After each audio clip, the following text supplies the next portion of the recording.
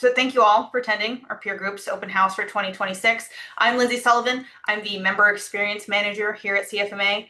I'm the staff contact for peer groups program, and joining me is Laura O'Connor, the director of membership. We also have a few facilitators for the program on the call, Dan Gaston with Forbes and Samantha Burkott with Crow. Also, later on, a few peer groups members are going to join us to share their insight on the program. So we're going to be going over some details of the program, as well as sharing a few updates that we've done for the 2026 year. These are updates that we based on feedback from our members. And as a reminder, this is an open house. It's meant to be a forum, so we're happy to field your questions. Feel free to drop them in the chat at any time as we go along. And at the end, we're going to have a question and answer portion. So if you'd rather unmute and ask your question directly at that time, you're more than welcome to, so we can have a direct conversation. Great, so let's get into it. All right, so first I'm going to share with you a little bit about what CFMA's peer group program is. To start with, peer groups is a benefit of CFMA membership. So in order to participate, you must be a member in good standing, and this program is exclusively for our general members. The function of peer groups is to have virtual and in-person meetings to share experiences with your peers in the industry. As part of the group matching process, we make sure that the peers from competing markets and regions are not in the same group, so no need to worry about that. Each group makes up approximately 10 members and will include a professional facilitator. The groups will meet regularly on virtual conference calls and also have one in-person meeting as well for this year. The matching process that I mentioned is why we have our members fill out the application that asks a few questions about your business type and your role.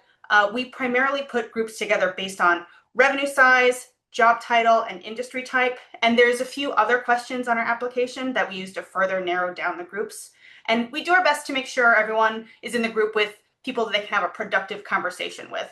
And as I already mentioned, peer groups are comprised of non-competing peers. So you'll likely have people in your group from a bunch of different places and regions. Okay, let me move on. Okay, so what's different? I mentioned at the start that we have a few changes that we're implementing in order to improve the peer group's experience this year. So I'll just go over those quickly for everyone. So last year we had a start date of April 1st, 2025, and it is running through March 31st, 2026. So if you're already a CFMA member, you probably know that April through March is following CFMA's financial year. So the 2025 peer groups it's still ongoing right now. We also had the option to be added to a group that had either 1 or 2 in-person meetings last year. And so the changes this year, the start date is the same, April 1st, 2026, but the end date is going to be December 31st, 2026. So we're having a prorated year this year. The purpose of this is because of feedback we've received that requested that peer groups follow the calendar year rather than CFMA's financial year. In order to have a start date of January 1st for the 2027 year, we're wrapping up the 2026 year early. So this also means that only for the 2026 year, there is no option for a 2 in-person meeting tier. Because of the shortened time span, we don't want to charge our members extra just for them to scramble at the end trying to find time to have the second in-person meeting. That might not be feasible for them. So therefore, we're just bumping everybody down to 1 in-person. And again, this is only for this year. So for the 2027 year, we'll be returning to having both 1 in-person and 2 in-person meeting options. So not only will the 2 in-person meetings be returning, but actually we're also looking to expand the options you have for next year. We're looking to make a lot of updates for the coming year, and we're really excited to grow the program in new and interesting ways. And one last change to keep in mind, the application will no longer be open through the end of February. We're having the application close at the end of January instead. The reason for this is because the turnaround time, which we had to create the groups and match the participants to appropriate groups, it was proving to be too short, the end of February to the start of April. So to give us more time and to make sure that we have the best matches possible, we're making it a little bit shorter this year. So if you are interested, please feel free, make sure you fill out the application before January 30th, just to make sure you get your spot and everything's in order. All right, move on. Okay, let's talk about the cost. Because we're prorating the 2026 year, we're also going to be prorating the cost for participants. The 2026 year will be $785 for the year. And again, there's no two-person option or two in-person meeting option. So I don't have a price to share for you on that one. I also want to note the membership you are purchasing for peer groups is an individual membership. So if you do change employers, you can stay in your same peer group. Do let us know if that happens though, because we want to keep track and make sure there are no issues that arise when it comes to competing companies, if anything like that does happen. But all right, move on. All right, so the cost of peer groups covers the below items, which I'm going to go through quickly for you. Agenda development by your facilitator, the attendance of your facilitator to your meeting, to your virtual meeting and the in-person meetings, including their related expenses, and the administrative support and program monitoring by CFMA staff, including the collection of feedback that we do. The feedback for our members is, of course, always encouraged, and it's what helped us decide on the current improvements we're making. One thing to note here is that your fee does not cover the cost of you to travel to your in-person meeting, nor does it cover hotel, meeting space, or meals related to those meetings. So please be sure to keep that in mind when you are choosing where to get dinner for your in-person meetings. All right. Okay, so what to expect. Our peer groups program is somewhat self-directed in that the groups each determine both when and how often they meet. So typically they meet once a month and calls will last about an hour. For in-person meetings, the location and duration are also left up to the group to decide. Typically they last between 1 to 2 days though. The agenda for calls is also unique to each group, and the topics are written out and provided to you by your group's facilitator, but they're developed with the group's input. Your input's key here so that the discussion will take place that's both relevant and interesting to you and your needs. Something else we like to emphasize about peer groups is the importance of attendance. If you're signing up for this program, it's really important for you to make time and show up and take part whenever you can. We understand, of course, there are, life things that happen and you get pulled away, but frequent absences can affect the experience of other members and of your group as well as yourself. So as for what to expect, you can expect to get out of peer groups pretty much what you put into it. So.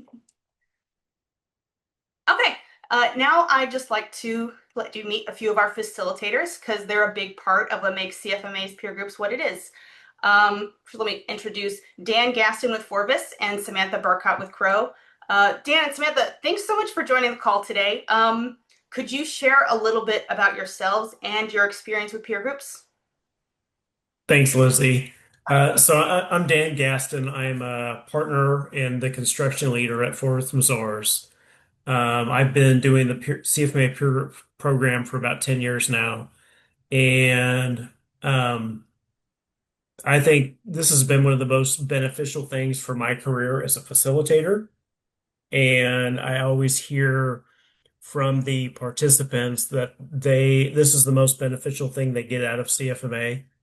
And I want to echo some of Lindsay's comments about you get out of it what you put into it. I love my peer groups that have, we'll get together and we'll meet and, just spontaneously throughout the weeks and the months, there will be side conversations and emails between the peer group members about how are you dealing with this? How are you dealing with that?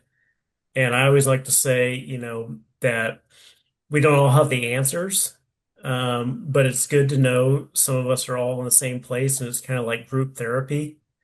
Um, so I would encourage, anyone that's considering this, to join because I think it is the connections that you make and the peer-to-peer learning that occurs, I think is really unique, and I think it's really beneficial to your development. Yes, I don't know how to share my camera. It's not working, but I do look like my picture. So just No keep that worries. in mind as I talk. But yeah, a lot of what Dan said too, right? So I'm a senior tax manager with Crow. I've been part of the peer groups, facilitating the peer groups for gosh, 4 or 5 years now. And it's pretty incredible to watch all the group members get close. And I think it provides, like Dan said, a sounding board for ideas, venting sessions. We have a lot of our members that go through system conversions and they lean on each other for assistance with it, or whether, they've tried out a product and what their thoughts were. Our group also has, our members go back and forth via email when they have questions. And I think that's really great because, just getting everybody's thoughts on ideas or trends or anything like that is just really beneficial to all of their organizations.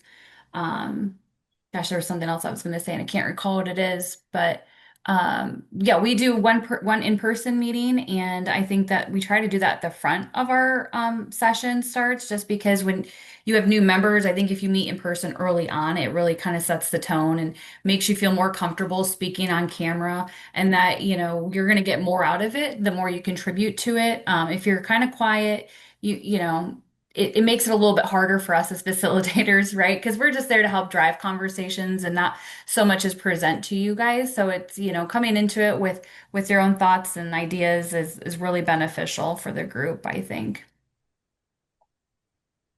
Yeah, that's great. Yeah, I love the emphasis on like trying to participate. I think that's what peer groups is all about. It's about putting into it and getting out. Thank you guys so much. All right, yeah. Let's move on to a couple of the peer group's members. So did you see that Linnea had joined, Laura? Oh, hang I on. don't see that she's on here. Okay. I may have missed her, but I don't see her. Okay. Okay, that's fine. She probably got pulled away. Can you add John? Oh, there, I see Yep, John. adding John. Hi, John. Yeah, thank you so much for joining us. If you'd like, could you introduce yourself and share a bit about your experience with peer groups and about like from the members' perspective? Yeah. John Moran, I am been a peer group member for about 8 years now. I'm also the vice chair this year for CFMA, and I would say, hands down, my favorite product that we have at CFMA is my peer group.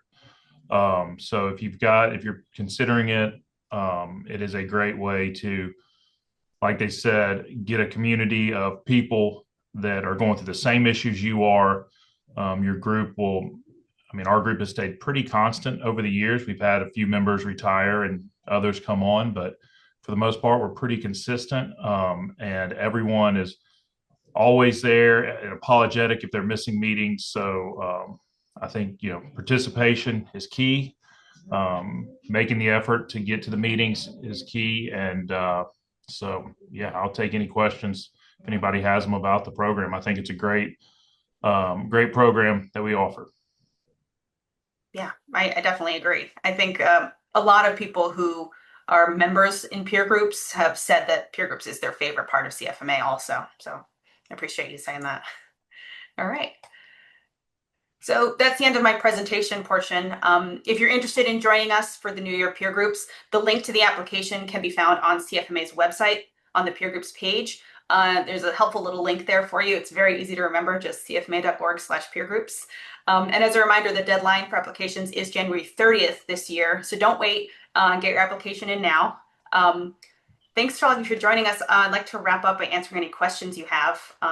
Please feel free to unmute yourself and ask me directly if you want, or just pop some questions in the chat and we're happy to read and respond. Do we So, have any so, questions? so Lindsay, I see a question in the chat Sure. about a company having 3 or 4 people that might want to be in a peer group. Is that Mhm. allowed? Multiple people per company? I assume we'd be put in different peer groups. Yes, that's correct. I'll let you answer this, but I know how we've handled this in the past. So, Yeah, no worries. Yeah. So you can have more than one person per company in peer groups, but yes, we will make sure that we're not in the same group necessarily, because the point is to hear differing perspectives, and that would kind of defeat the purpose a little bit if it was the guy sitting next to you. You can talk to him anytime, basically. But yes, you can have more than one person from your company. So, Lindsay, I did drop in the chat also the link to the peer groups page where the application is and all the other information. We also have a question from Darren in the chat. Do we have peer groups more for construction operations? Darren's a VP of a construction company with a specialty on operations.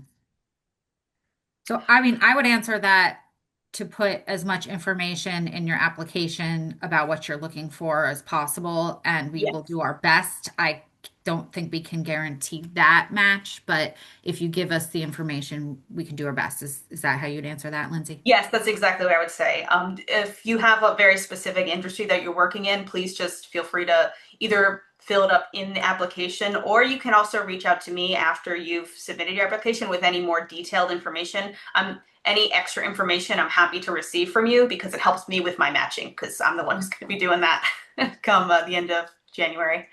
So we have a couple questions in the chat, and Jack has his hand raised. Jack, do you want to ask your question? Maybe I have to unmute you. This is a new platform for us too, so please. I'm allowing Jack to talk, so hopefully that works.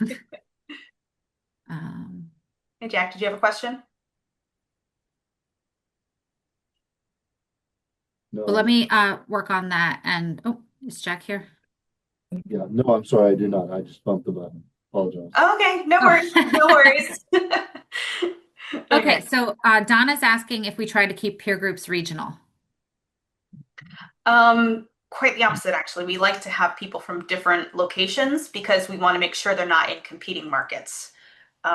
So in a sense, we want you to be with people who have a similar perspective, so you can have an interesting and productive conversation. But at the same time, there is that balance of making sure you're not competing. So you could always reach out to me and let me know if you have a specific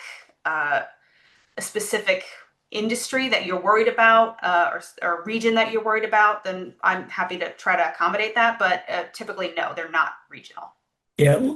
Lindsay, do you mind if I jump in here? Yeah, I mean, yeah, go ahead. historically, we've done the peer groups, like all the peer group members have to go through a conflict check Right. to make sure that, they are comfortable with the other members in their group, and they're not going to be divulging information that is, going to put them at a competitive disadvantage to a competitor.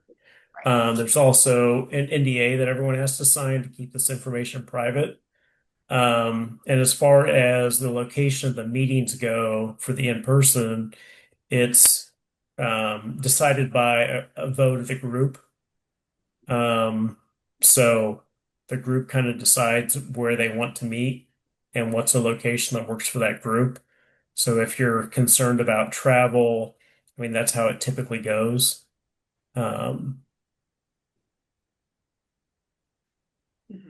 Yeah, understandable. I'm looking at some of the questions too. I see the Crystal, your concern about being not able to travel. There are also the monthly, typically monthly meetings that are virtual. People really like to emphasize the in-person meeting as being very important, and I agree that it is. You do want to try to go to that if you can, but since the group is going to be your group, you could try to work something out with your group once you're in it. And so that's another thing. It comes down to making sure there's a discussion about how that works for everybody, and hopefully you can find something that works for you too if travel is not something that you can do a lot. So Yeah, this is Samantha. I was just going to say, Yeah. typically, we'll send out a Teams link so you can still participate even if you're not able to travel. Ahead of making any decisions on the travel, we try to get a poll and see what works best for everybody and maximize the attendance. But yeah, if you're not able to completely, I mean, that wouldn't exclude you from being a member of the peer group, because there are definitely so many options nowadays with technology to still participate. That's true. Yeah, definitely true. Thank you. I see a question from Penny. How are peer groups determined geographically by position? The three big things that we sort by are industry type, revenue size of your company, job title, and there's a lot of other smaller criteria that we go through as well. But if you have, I also ask on the application what is important to you when it comes to that. So you can also let me know. And whether or not you want a mixed group or a group that's mostly just people who do the same role and same kind of thing that you do, there's an option for that too. Okay, the average cost of an in-person meeting, question from Donna. That actually is very different for every single group. So I cannot accurately answer that for you, unfortunately. Yeah. Lindsay, I was just going to add, as my experience as a facilitator, I'd say it's probably between $1,000 and $1,500 all in. Yeah, that makes sense. But as I said, it's going to be very different for every group. Yeah. Something to keep in mind. Lindsay, I mean, I can say that from our group perspective, we do 2 a year. One, we will pick like I call it airport city, something that's easy, cheap to fly into. Hotels are readily available right around there. And then we'll do a destination, whether it's San Diego, Phoenix, South Florida, something like that people want to go to in the wintertime. And maybe even your spouse will come along. But yeah, so we would typically have one that's on the cheaper side, and then one that's probably cost a little more, around that 1,500 for sure. Okay, yeah, that makes perfect sense. It's good to know. Thank you. Yeah, just depending on flights, and like if you have to fly and hotel and meals, like I'd plan about 1,000 to 1,500. Okay. Yeah, good. All good information. Thanks for sharing. Okay, I don't see any new questions in the chat, but if anyone else has anything they have questions with, they can always reach out to me directly. Actually, that brings me to my last slide here. Let me just emphasize one more time, our support staff here at CFMA can assist you with your questions. That's myself and Laura, but you can reach out to me directly, or you can also go through our customer service team. I put that information below, the email and the phone number. But yeah, I think we could, if there are no more questions, we can probably wrap up a little bit early. But yeah, The one thing I did want to emphasize is that it's critical that you do get your application in by the January 30th deadline. Yes. Because of the matching process, we're not able to extend that further. As much as, I, as our membership director, want you in our programs and want to make you happy as a member, it becomes an issue with the matching and all of the things that have to go with that when we get late people that are trying to enter to the program late. So that is why we do have that firm deadline. And I just want to highlight that because a lot of times you can get in late, and this is not a program that you can get in late to. Right. Yeah. We want to make sure people get in by January 30th. Thank you for emphasizing that again. Donna, your question, will the slides be available online? We actually are recording this and we are going to post it on the CFMA peer groups webpage. So hopefully that'll be up the next couple of days. We'll see. We got to cut out the first part where we were talking about dogs. All right. Yeah, thank you guys so much for joining. I hope to see your applications put in, remember, by January 30th. And thank you all so much. And thank you to our panel for joining with us. Thank you. Thank you.